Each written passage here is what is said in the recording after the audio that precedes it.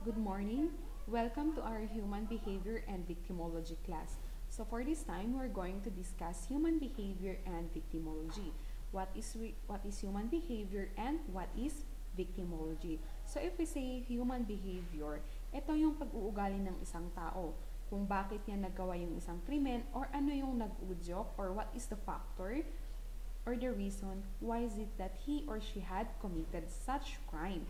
And if we say victimology, logy means study and victims mean victims, the victim itself. So if we say victimology, it is the study of uh, victim. So if we say human behavior and victimology includes the strategies, the approach, including also the different kinds of abnormal behavior in relation to criminal proceedings. So it only means that human behavior and victimology includes also how to handle the different behavior of people in relation to law enforcement. And it also includes the study of victimization and what are the roles of victims in the community. Also, we also include the techniques or the strategies or the methods on how to assist the offenders on his or her reintegration to the community.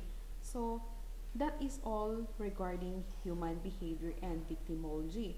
Well, you may be thinking, why is it that important to learn, or why is it that we must have to undergo this subject, human behavior and victimology?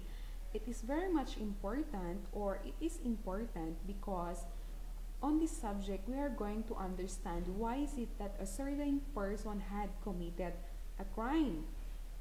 And also, if you will meet later on the word sexual deviancy, is if you say sexual deviancy, ito ang sakit sa pag-iisip, wherein example is incest or necrophilia. We are going to study on this matter also for us to understand why is it that they have such behavior. Another is to understand the psychological impact and relationship of crime to the certain situation or to certain action. No? So on this subject, human behavior, we're going to understand why is it, we're going to relate the behavior of a person in committing the crime. So that's all regarding the introduction or the background regarding human behavior and victimology. So we will proceed to the human behavior first.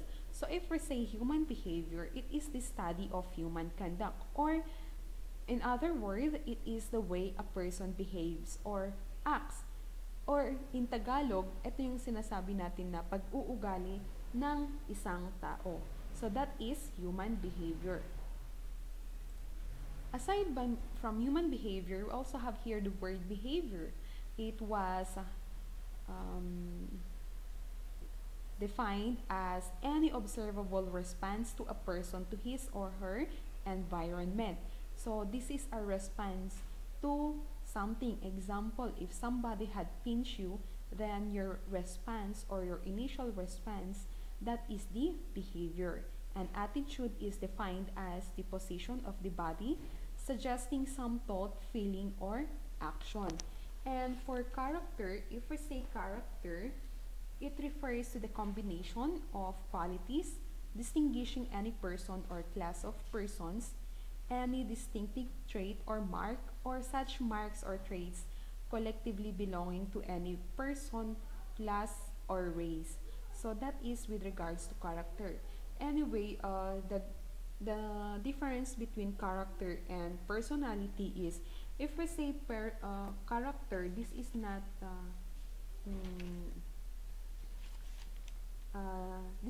permanent. This can be changed. Example of character is humility,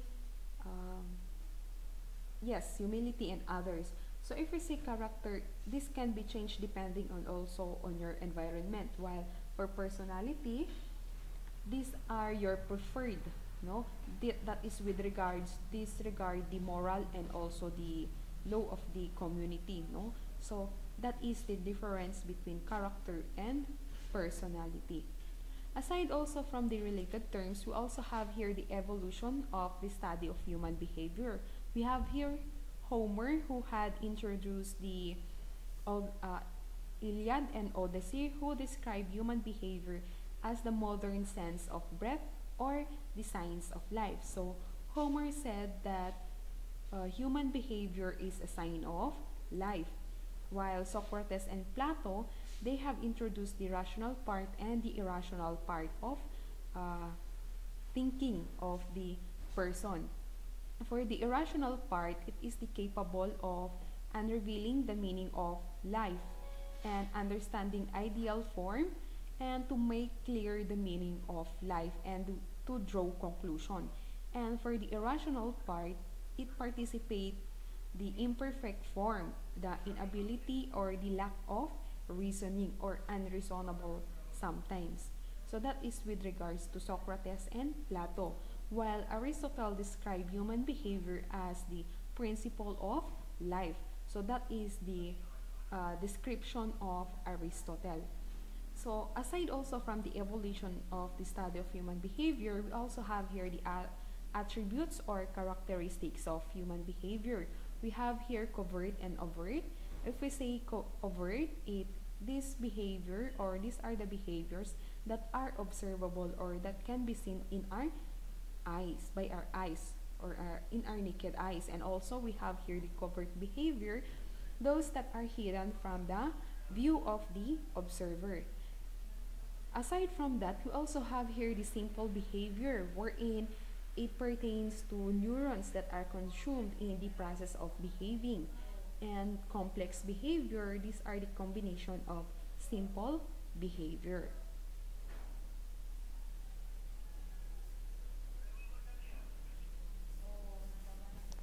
And aside from that, we also have here the rational behavior. If we say rational behavior, the person is acting with reasons or it has reasons, while for the irrational, these are behavior that we're doing when we are unaware or we are acting without reason. And for voluntary behavior, it is being done with full volition of will. And for the involuntary behavior, it is the bodily process that goes on even when we are awake or asleep. Example is the digestion or the heartbeat. And aside from that, you also have here the intellectual aspect. So your clue word when it comes to intellectual is it is thinking, no? It is a thinking or the reasoning or the solving problem or in short the processing info and information and the coping mechanism with the environment. But then if we say intellectual, it pertains to thinking. Also with the emotional aspect, it pertains to feelings, moods, the temper of a person. Also with the social aspect, it pertains to the interaction or the relationship. From the word social, uh, it pertains to interaction or relationship, no? That is your clue word.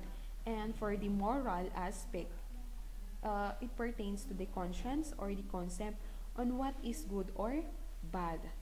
So that is with regards to the moral. And we also have here the psychosexual aspect, wherein it pertains to being a man or a woman and the expression of love. And for the political aspect, it is the ideology towards society or the government.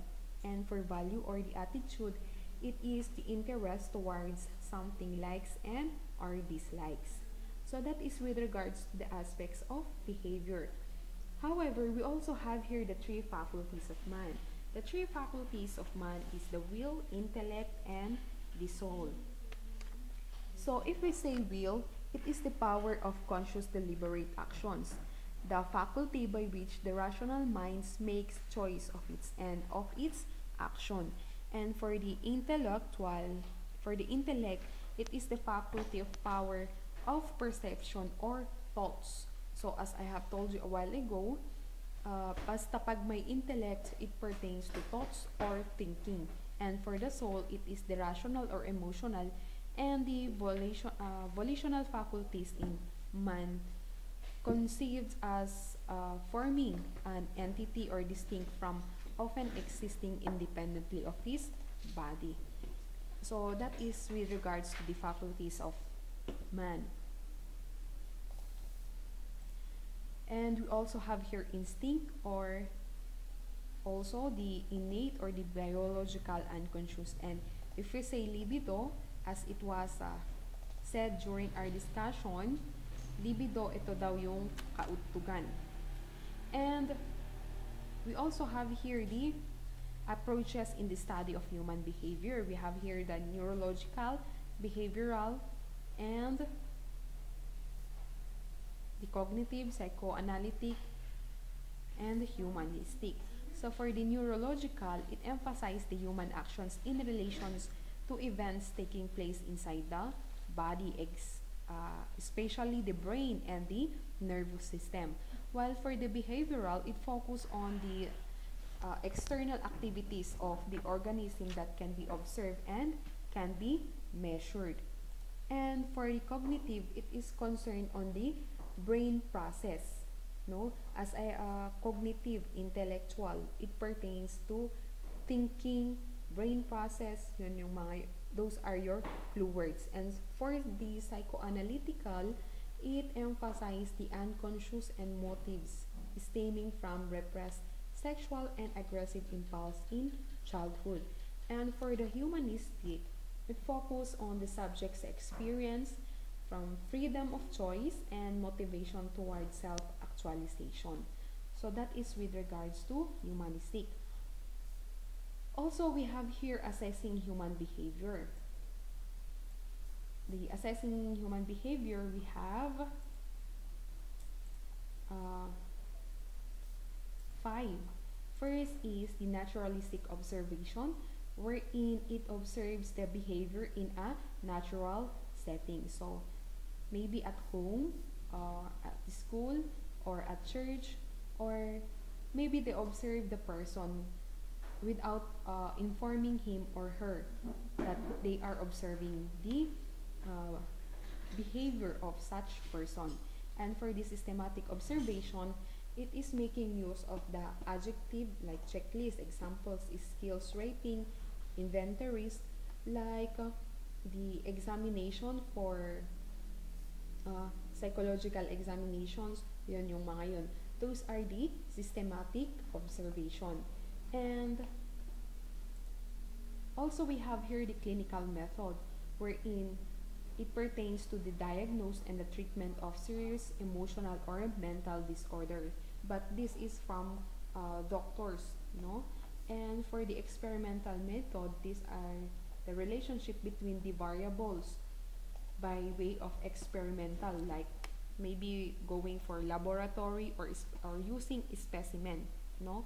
That is for the experimental. And for the statistical method, they make use of researches that were conducted to measure the central tendencies, or the mean, or the median, or the mode, or the test.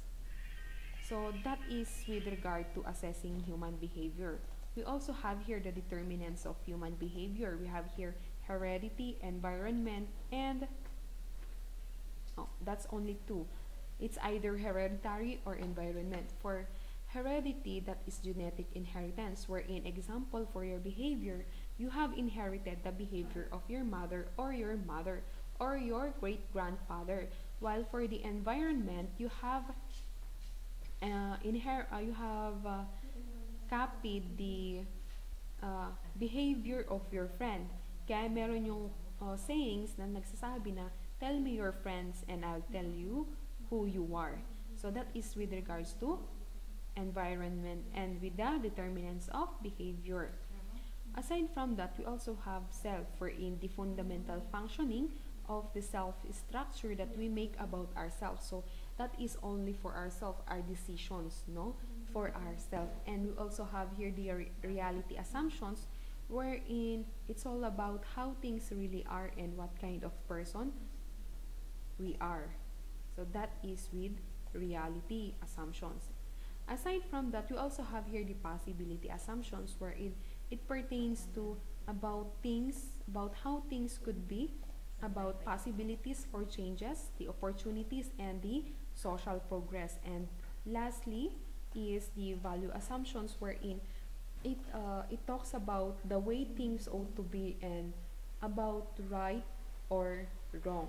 So that is with regards to the determinants of human behavior, the assessing of human the assessing or the assessment or way on how to assess human behavior, the faculties of man, the aspects of human behavior, and the attributes and characteristics of behavior.